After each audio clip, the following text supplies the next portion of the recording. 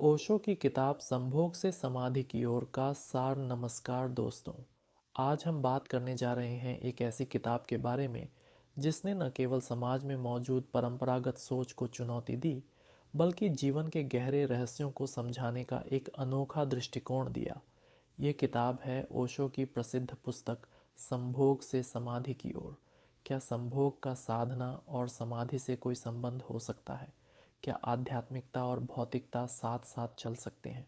चलिए ओशो के गहरे विचारों में गोता लगाते हैं। ओशो की ये किताब हमें ये समझाने की कोशिश करती है कि इंसान की सबसे मौलिक ऊर्जा काम ऊर्जा है। परंपरागत समाज ने इस ऊर्जा को दबाया है, लेकिन ओशो कहते हैं कि इसे समझने और सही दिशा में उपयोग करने से जीवन में आध्यात्मिक ऊंचाइयां पाई जा सकती हैं। संभोग से समाधि तक का अर्थ है अपनी शारीरिक इच्छाओं को पूरी गहराई से समझकर उसे एक उच्च आध्यात्मिक अनुभव में परिवर्तित करना। ओशो का मानना है कि काम ऊर्जा को नकारने से इंसान में तनाव और कुंठा पैदा होती है।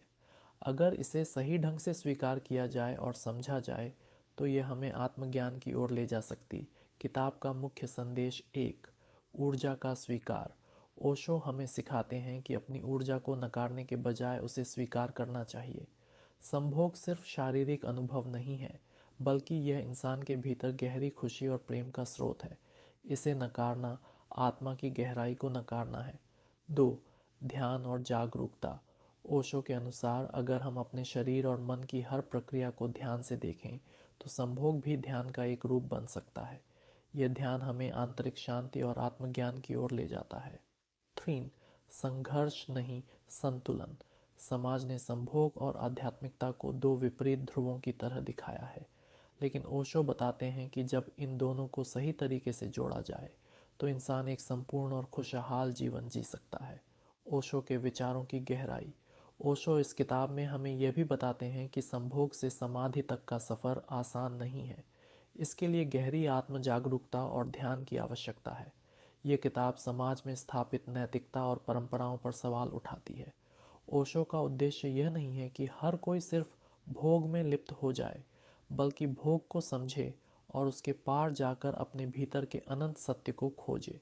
समाप्ति और निष्कर्ष तो दोस्तों, संभोग से समाधि की ओर सिर्फ एक किताब नहीं है, बल्कि ये जीवन के हर पहलू को देखने का एक नया नज़रिया देती है।